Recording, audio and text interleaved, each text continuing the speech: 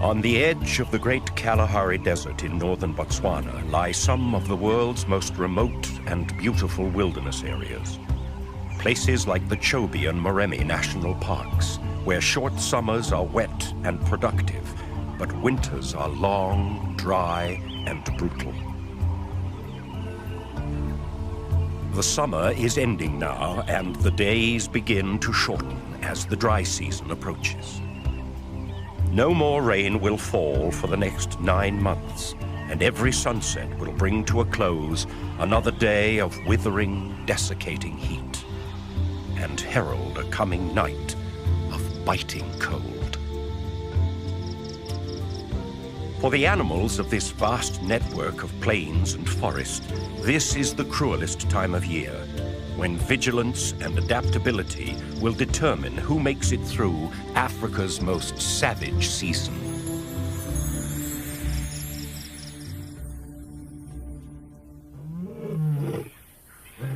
Every day is served up as a test of resilience for each different animal, as waterholes dry up and food becomes more and more scarce. Only the toughest individuals of the most resilient species will make it to the other side of this harsh test. Most animals will move away to seek sustenance and water near the mighty rivers of the north. Zebra and buffalo begin to leave as resources dwindle and the hot breath of the dry season begins to wither all before it.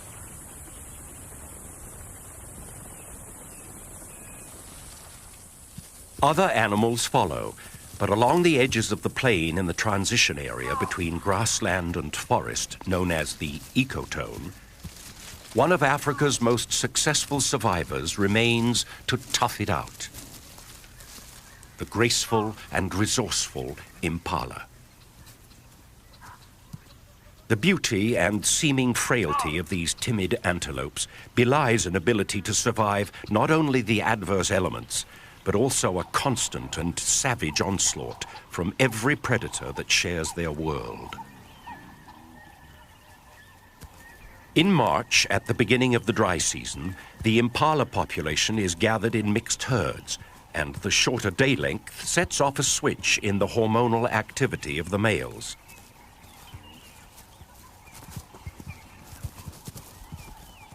They begin to respond to the ageless pressure of nature that drives species to procreate and become increasingly intolerant of one another in herds and at gathering places.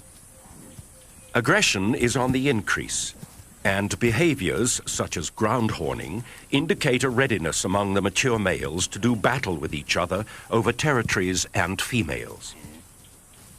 The shorter days mean longer, more dangerous nights for the impala. This is when they are at their most vulnerable to the legion of predators that hunt in the dark of the night.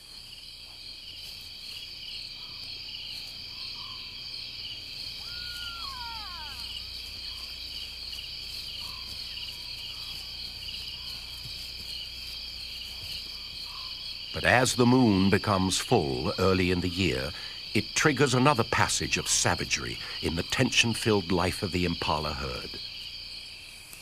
The yearly ritual known as the rut. The rut is the annual competition for territory and mating rights among the prime males in the population.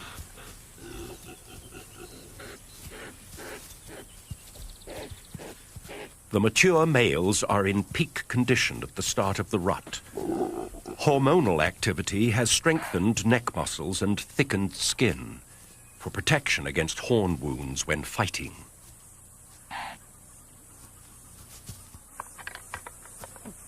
Fights at first are limited to bouts of light sparring and horn twisting.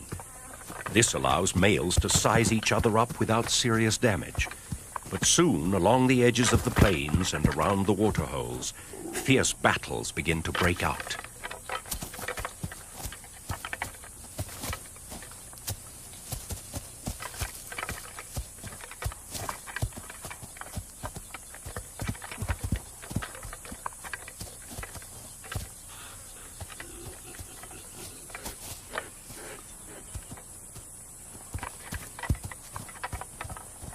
These are normally quickly settled, and the vanquished male surrenders as gracefully as possible. But sometimes the safety line of ritualized combat is crossed, and injury results.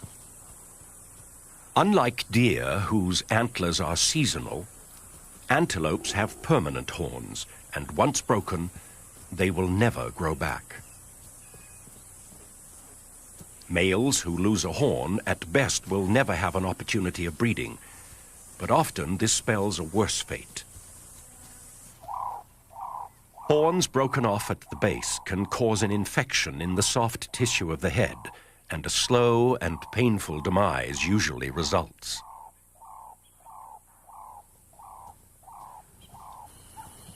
In particularly violent exchanges, a male can lose both horns, and then has no way of defending himself against painful stab wounds.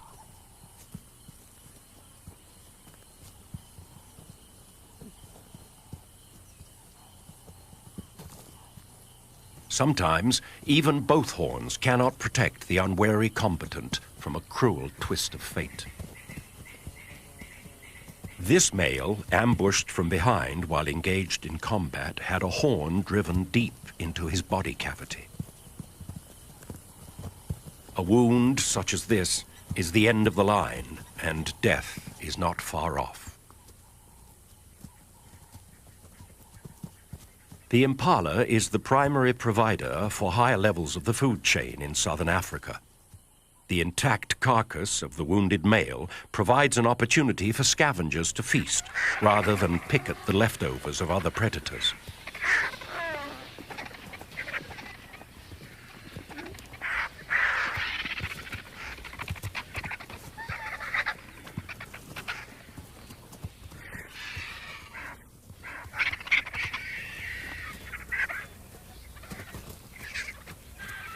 This is just the beginning of the violent month of the rut, when the process of natural selection can be seen in action as weaker males are removed from the gene pool.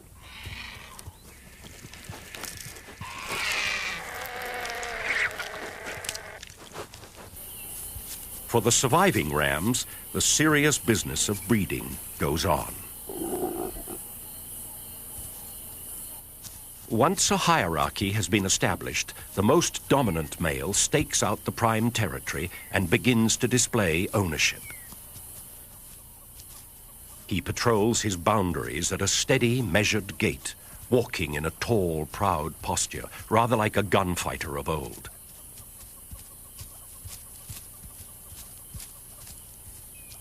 When an intruder is detected, he stops, draws himself up, and stares steadily at whoever is foolish enough to challenge him. Interloping males are chased until they are forced off the territory, usually right into the next dominant male's line of fire.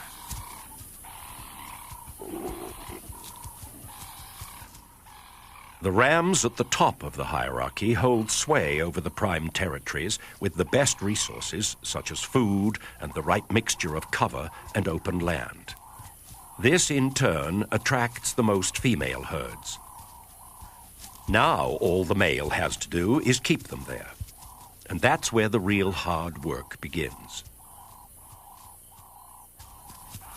First, he weeds out the remaining immature rams who are chased away from their mothers for the first time.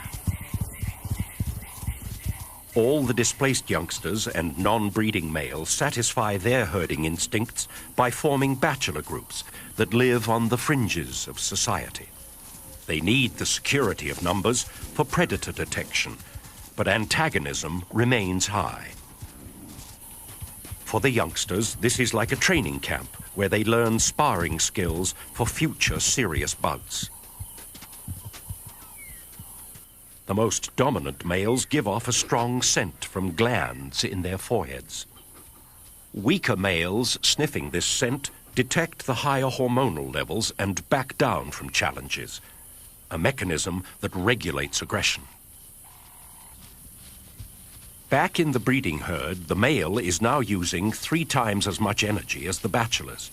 He has to keep his females from leaving his turf. The closer they stay to the center of his territory, the calmer he remains. But as soon as they wander too close to the border, they must be herded back. He chases down the most receptive females, and as a prelude to mating, indicates his intentions by ritualized behaviors such as following and tongue flicking.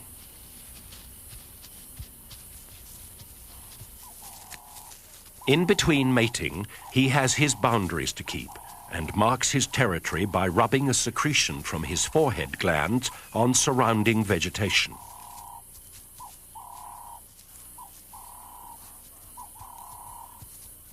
Roaring with neck stretched low is also a territorial advertisement.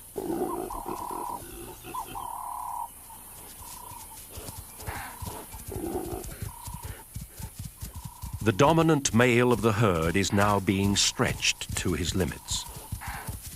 Not only must he mate as often as he can and repel sneak raids from amorous males in the surrounding bachelor herds, but he has to herd his females all day long.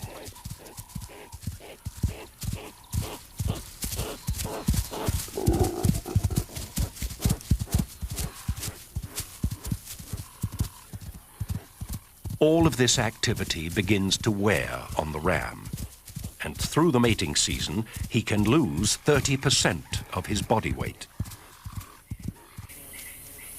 He also loses the edge that is the impala's only line between survival and disaster. And at this time of year, the predators begin to target the noisy and conspicuous males.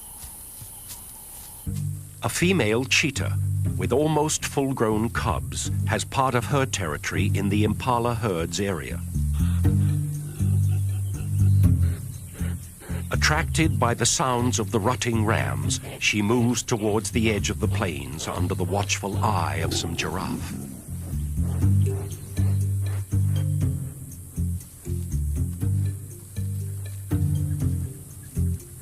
While she uses vantage points on the edge of the plains to spot potential prey, her cubs follow along. At 16 months, they are old enough to become effective hunters and are enthusiastic learners, mimicking all of Mother's moves to learn her skills.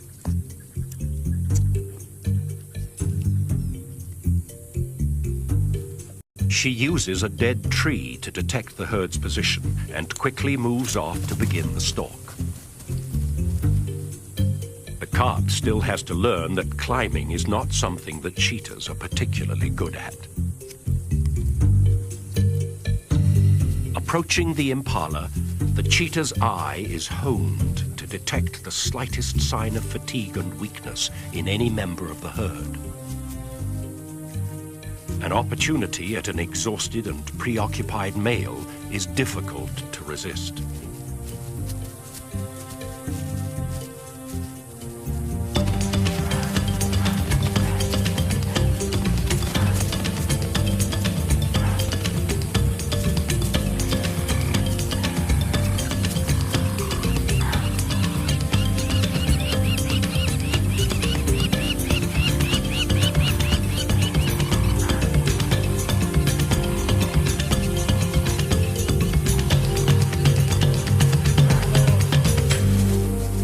The swift strike of the cheetah catches the male totally by surprise.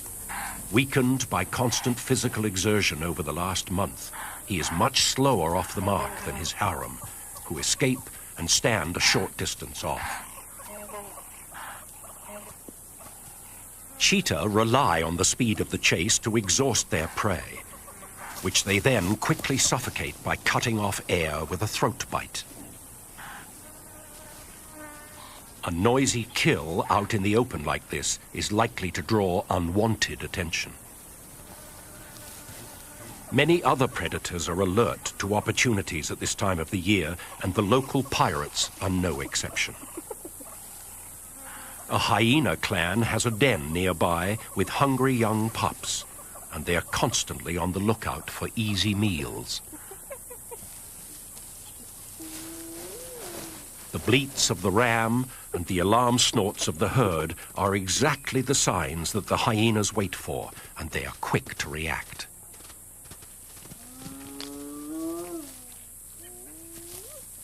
All three cheetah are no match for the brute strength of a hyena.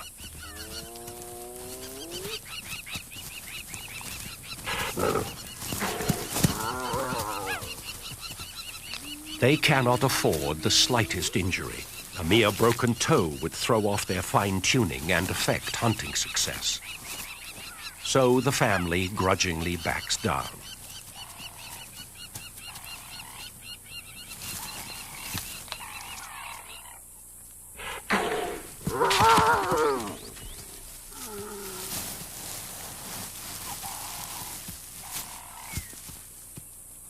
The cheetah move off to watch from a safe distance as more hyenas begin arriving on the scene.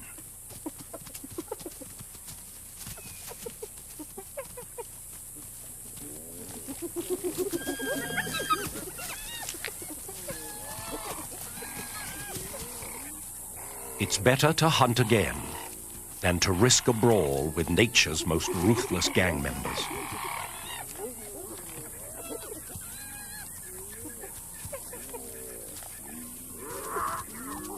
The cheetah's loss, however, is a necessary gain for the hyena clan. Back at a den away from the plains, 3 sets of pups await the arrival of their parents.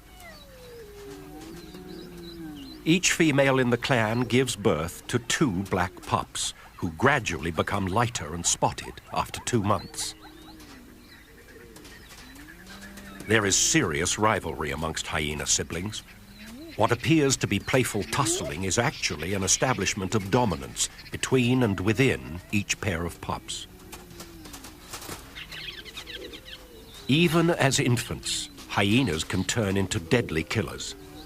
Sometimes, while still in the den, the stronger pup will kill its brother or sister to reduce competition for mother's milk.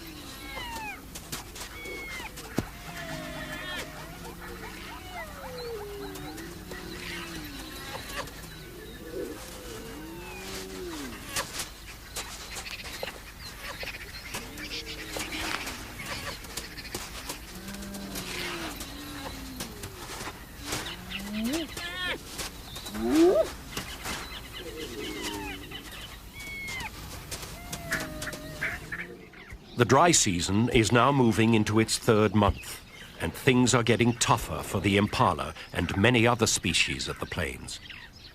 Waterholes and rivers are drying up rapidly.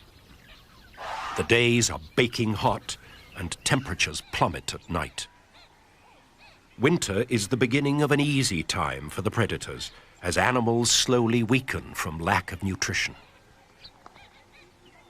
In the impala herds, the mating season is over, and most of the reproductive females are pregnant. Impalas have a gestation period of 7 months, but the females can extend this if the first rains are late. Unfortunately for them, this puts them under the most nutritional demand through the toughest time of the year. It's no longer the males who are under attack, but the pregnant females that are most vulnerable. And they now come under the closest scrutiny from predators. This lioness would normally not be stalking impala in the heat of the day, but because the females are pregnant and slower, her chances of catching one are good.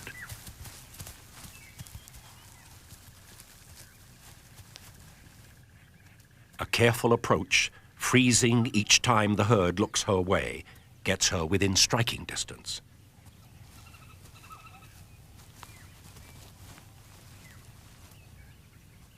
Within a few months, it would have been worth an attempt. But for now, the impala are probably still too fast, and she lets them go.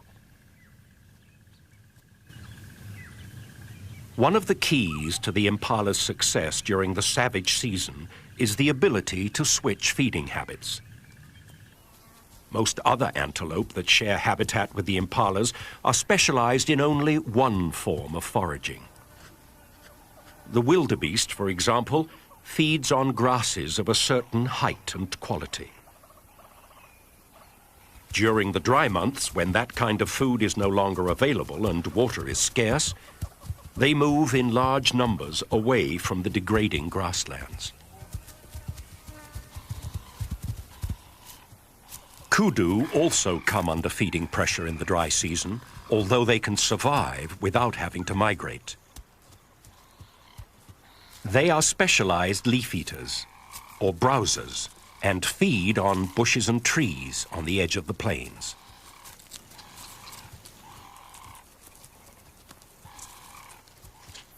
Impala, however, can take advantage of both food sources and switch easily from grazing to browsing.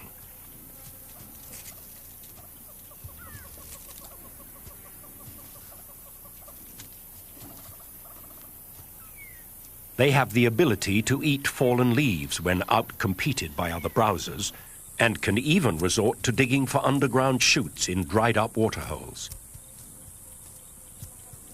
It is this flexibility of behavior and the ability to take advantage of every nutritional opportunity that makes the impala one of Africa's toughest competitors.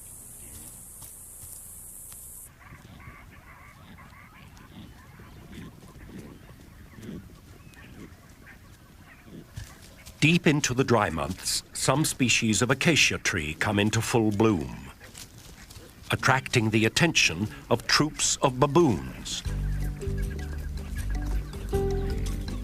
They climb to the top of the trees and feed on the nutritious shoots and nectar-filled flowers.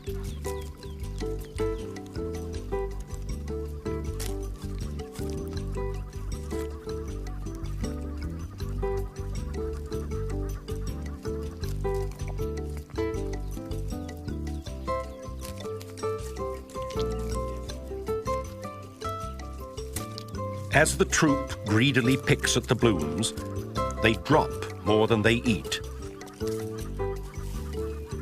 Impalas know this and once again are on hand to take advantage. They move in under the trees and help themselves to a great protein boost during this lean time.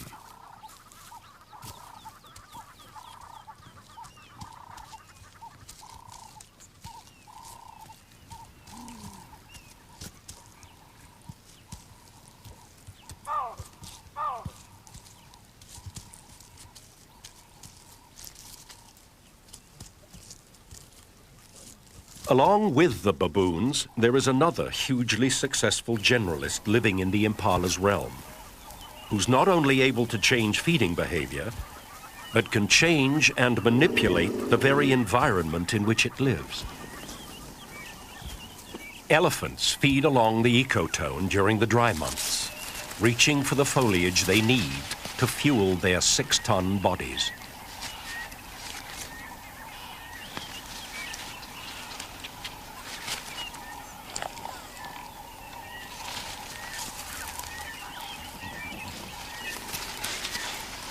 They too will remain with the impalas and baboons, and the three species' lives will stay closely linked until the coming of the rains.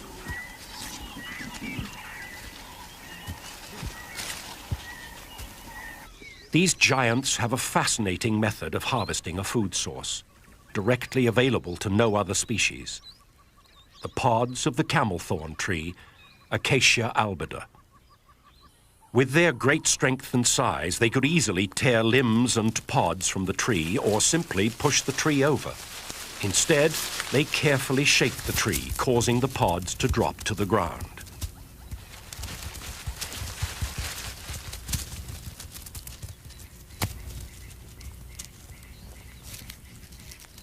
They then use that ultimate feeding tool, the trunk, to deftly gather the rich morsels in a delicate grasp and pop them into a cavernous mouth.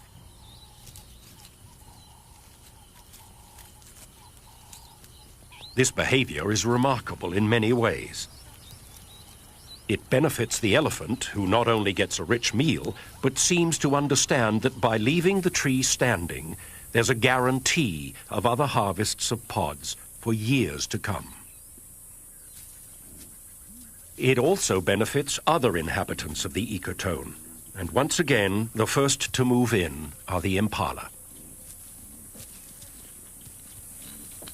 Their teeth and jaws are not at all suited to chewing and swallowing pods, but again, their adaptability affords them a protein-rich meal.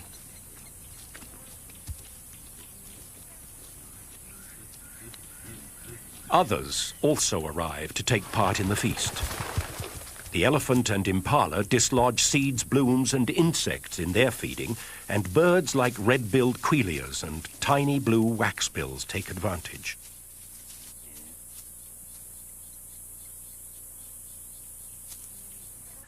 During these harsh times, resourcefulness becomes the key to survival. And again, it's the ability to change feeding behavior that helps individuals make it. This is displayed by an experienced male baboon who's had to survive other harsh winters.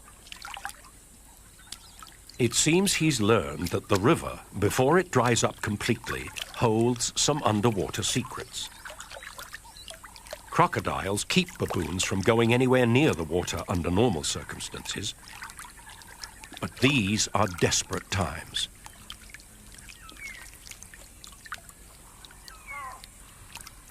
It's hard to understand how a behavior so foreign to this animal could have evolved.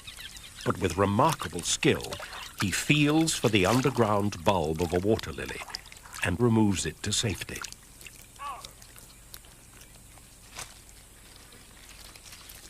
This truly amazing new behavior seems to leave the wise old fella totally unmoved.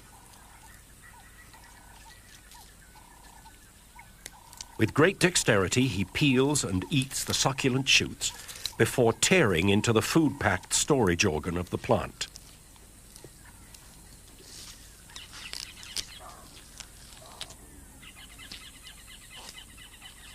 Some animals have the ability to easily relocate to more permanent waterways during the dry months.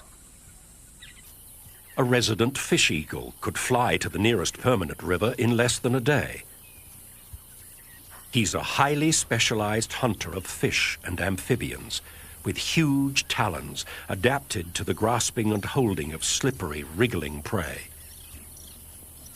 With the drying of the waterways, his continued presence here is somewhat of a mystery. The answer is, once again, in the ability to make a slight change in behavior. An alternative source of food has become available. Thousands of turtle doves fly in from miles around to drink at the last remaining water. All the fish eagle must do is adjust from prey that swims to prey that flies.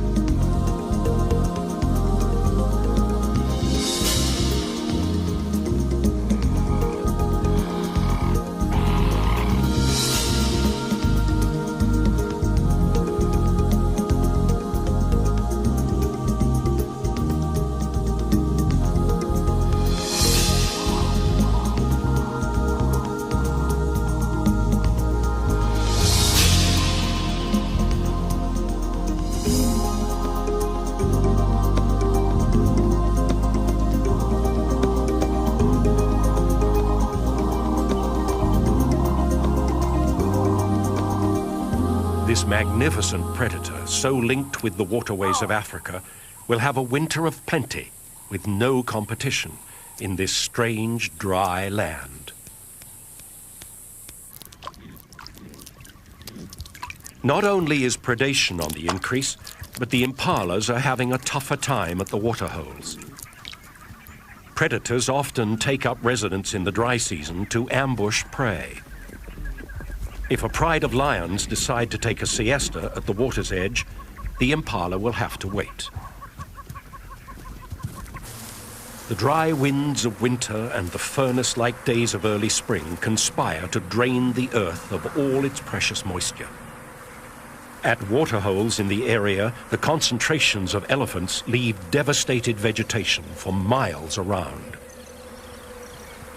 The impalas have to move long distances from feeding grounds to waterholes, exposing themselves to attack.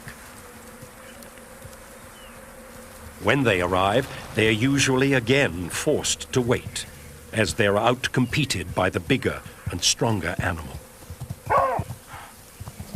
It seems things could not get tougher for the resident impala herds. But they do. Impala make up more than half of the diet of wild dogs, and with uncanny timing, this pack is moving into the area to find a den for the arrival of new pups. The dogs usually set up home in a den abandoned by previous tenants such as porcupines or warthogs. And the first order of business is to expand and modify the tunnels.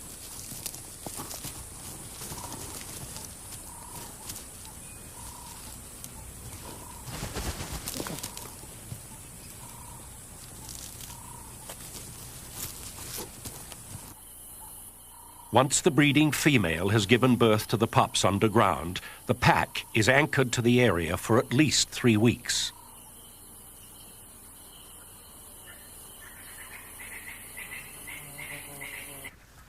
They set up territory in the area by scent marking at established marking spots around the edge of the plains.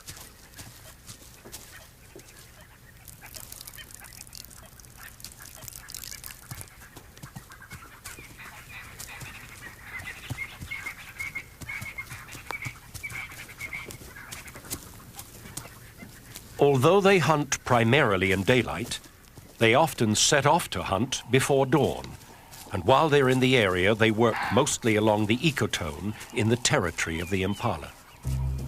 This is Africa's most efficient social predator. Once they have selected a target and stalked close enough, they seldom miss their intended quarry.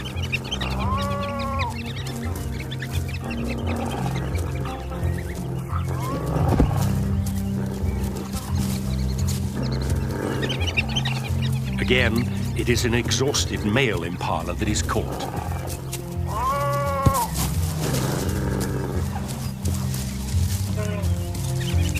With a method of killing that appears cruel, dogs are much maligned as vicious, unfeeling brutes. But they kill quickly and share the spoils evenly among themselves.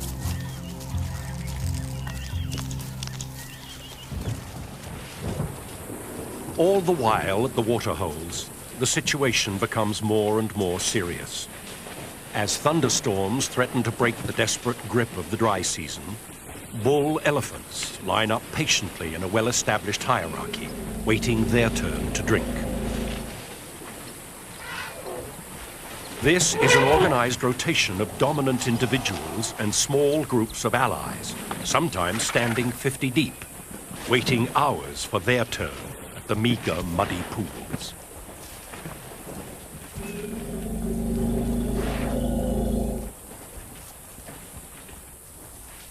The female herds with their babies are much more anxious about traveling across open areas and drinking at the waterholes. This year, the herds are under extra stress. The distances they have to travel daily between feeding grounds and water has been made even greater by a huge fire that has swept through the northern part of Botswana. They're tired and edgy, and there is an undercurrent of thinly suppressed panic in the nervous herds. Quite often, 2 or 3 breeding groups move in together, causing confusion at the waterhole. The old matriarchs and mothers keep their young under careful surveillance, never letting them get more than a trunk length away. They have carried their babies in pregnancy for nearly 2 years, and the bond between mother and calf is so powerful that it will last their entire lives. A young bull calf, barely 2 months old, arrives with the group. His back is freshly caked with mud where his mother has bathed him to prevent sunburn.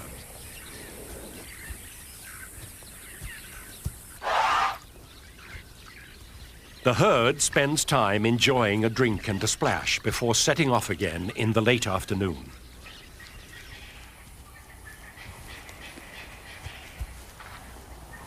The walk back to the feeding grounds will be challenging, as the hot winds of October blow up a dust storm that will rage through the night.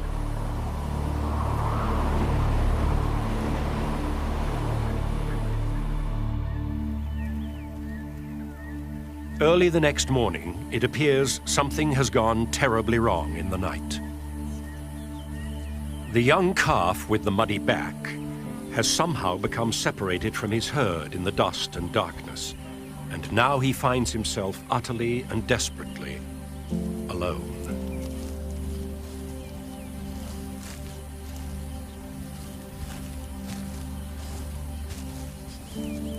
Elephants, with their deep social bonds, are known to adopt stranded orphans.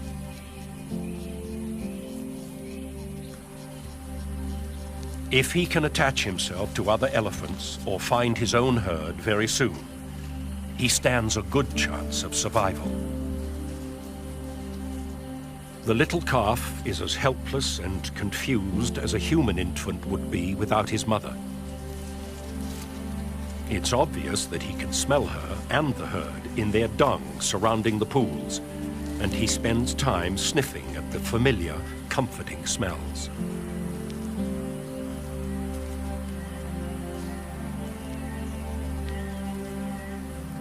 He also picks up the scent of elephants on the trees where they have rubbed themselves after mud bathing. In his confused and panicked state, he leans up against the tree as if it were his mother's leg, trying vainly to draw some comforting, reassuring gesture from an unyielding, inanimate object.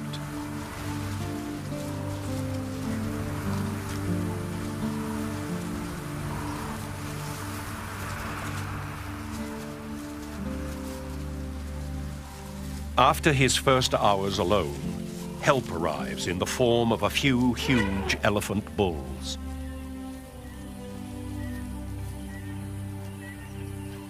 His desperation for contact is obvious as he approaches the adults to greet them. With little more than a brief inspection, the bulls mysteriously ignore the little waif as they make their way to the waterhole.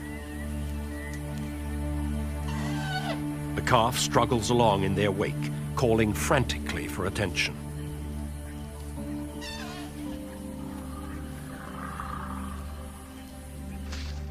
The calf is still totally dependent on milk. He can't even drink water for himself, and as the temperature steadily rises into the hundreds, he becomes more and more thirsty.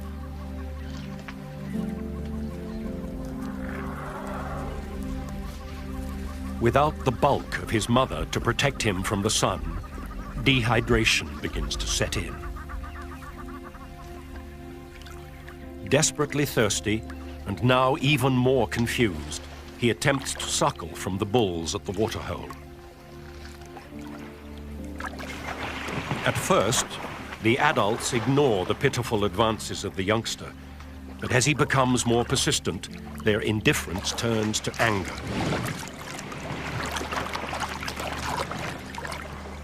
In the water, he is repeatedly kicked by one of the bulls. The blows from such a huge animal to the soft young head obviously stun and damage him.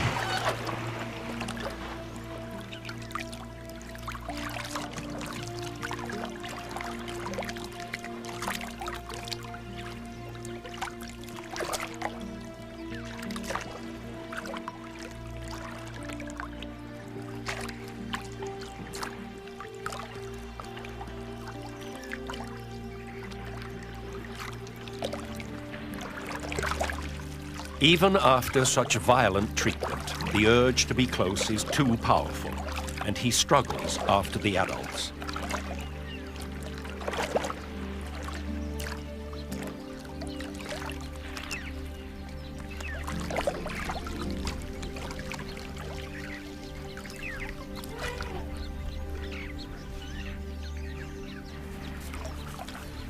Like an abused child, he knows nothing else to do but follow and keep trying to make a friend.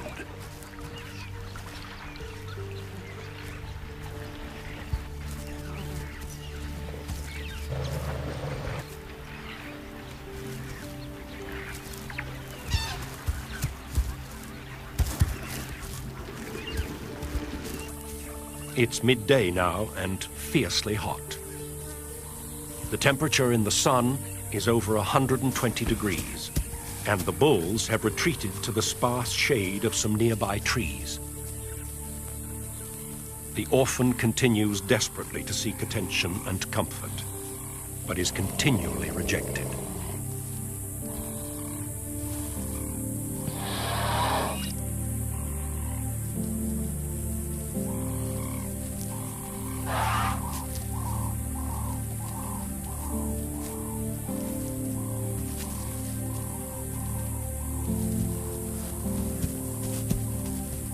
His utter confusion and lack of understanding of what is happening to him is obvious. He spends the hottest part of the day dejectedly circling the herd in the baking sun.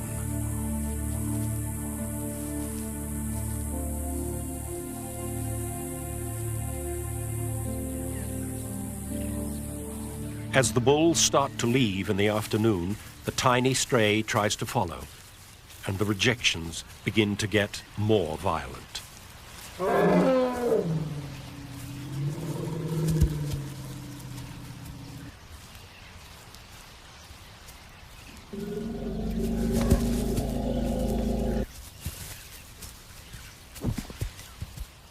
This aggressive behavior is highly unusual, considering the gentle and tender nature of elephant social life.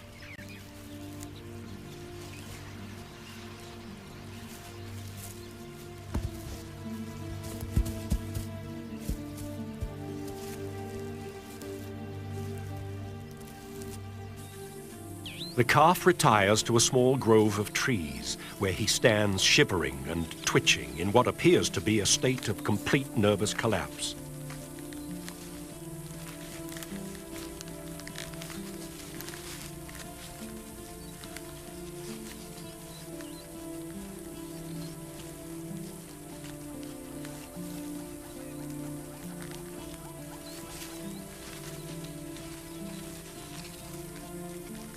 The resilience of this little beast, however, is remarkable, and his will to live drives him back out into the open.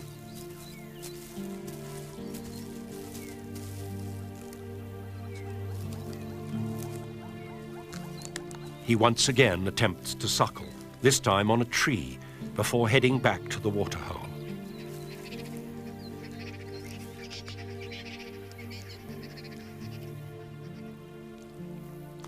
Having collapsed at the edge, he barely manages to drag himself into the mud.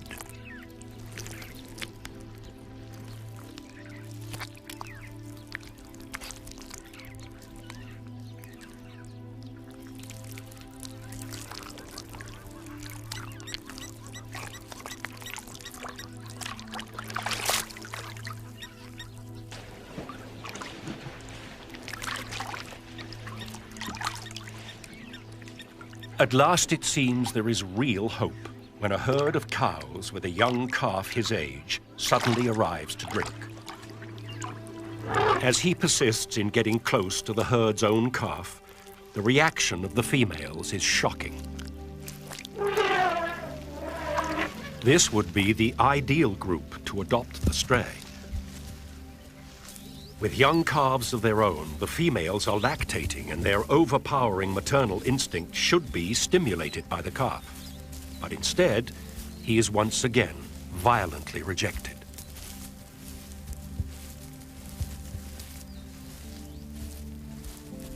With remarkable tenacity, he keeps following. But now, the matriarch has had enough, and this time actually tries to kill the bewildered baby.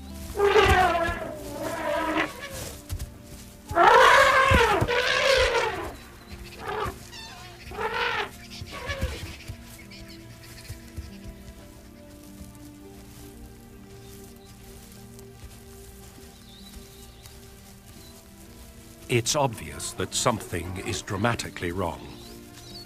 Is this violent reaction an indication of the stress the elephants are under? Can the females simply not afford the energy to adopt the youngster because this year's meager resources are barely enough to raise their own offspring? Is there something physically wrong with the baby that the other animals can sense and want to avoid?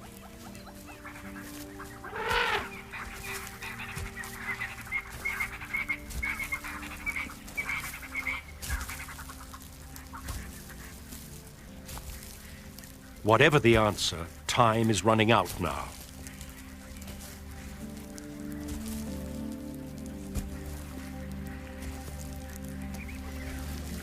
As the sun sets, the final act in this desperate tragedy of a day begins to unfold.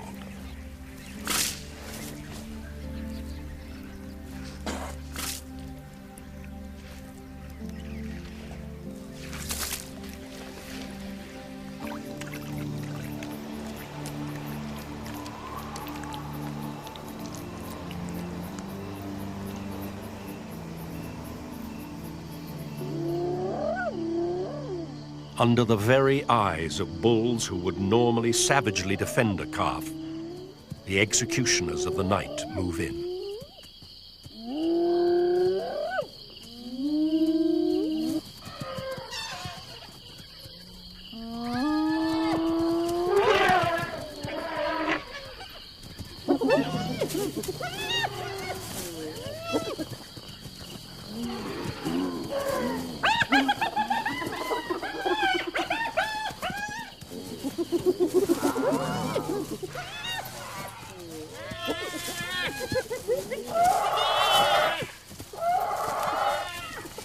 Although his death is violent and brutal, it is merciful at the same time.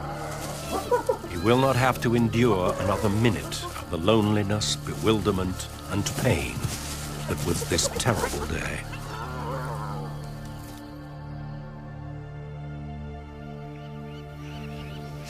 Dawn at the waterhole shows no evidence of the previous day's events. Life in Africa goes on with a ceaseless, uninterrupted rhythm. Every event has its place and fits seamlessly into the flow of days and nights.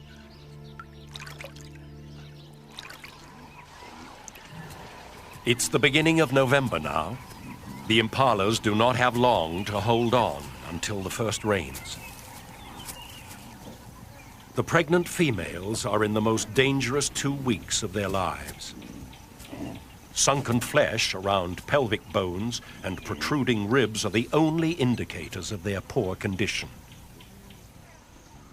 They are alert because predators know that the time is never better to catch these normally elusive antelope.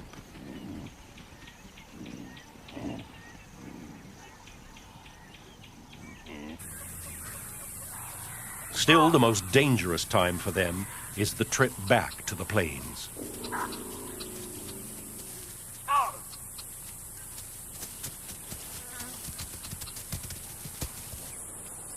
The female cheetah has spent the whole winter preying on impala, and with her cubs almost fully grown, is having to hunt every day. It is a good time to be a cheetah.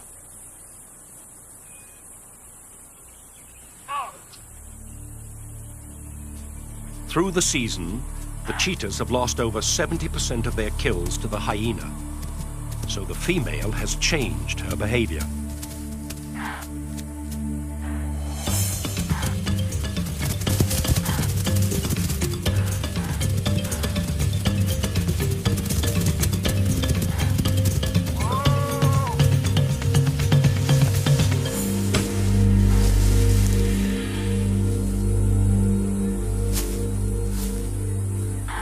Few of her kills are far from cover now.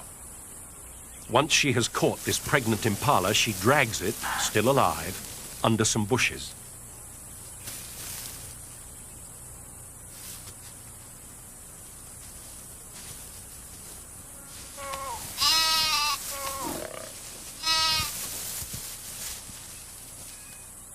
The cubs are learning to kill, but the noise may attract the hyenas again, so she swiftly dispatches it. Every day now is critical. The rains are almost here. Female impalas have the incredible ability to delay giving birth for up to 2 weeks. They then produce all the lambs in the herd within a few days of each other, providing safety in numbers.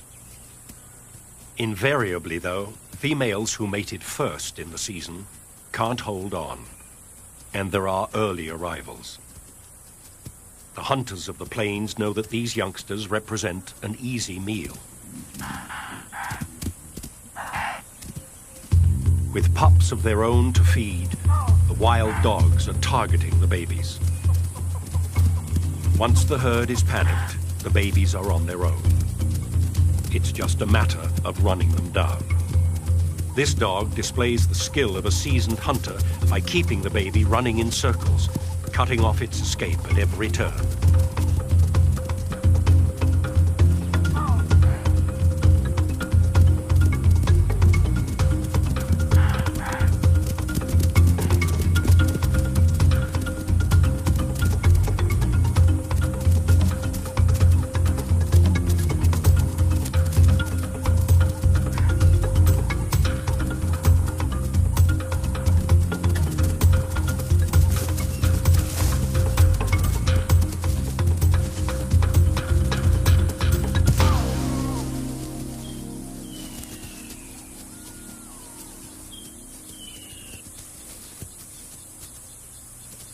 The pack will probably kill most of the early babies, but the herd is almost out of danger.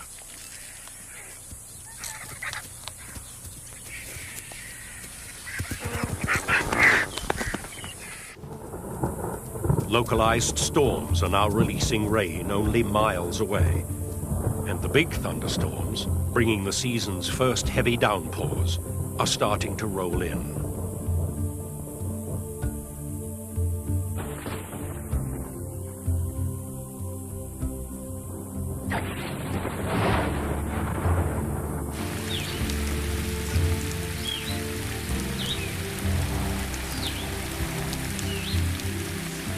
The rain very quickly brings a close to the seemingly incessant days of heat, dust, and death.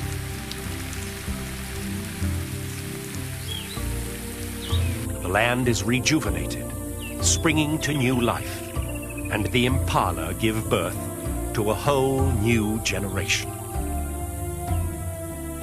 They will have 4 short months of plenty to build their strength before the beginning of the next savage season.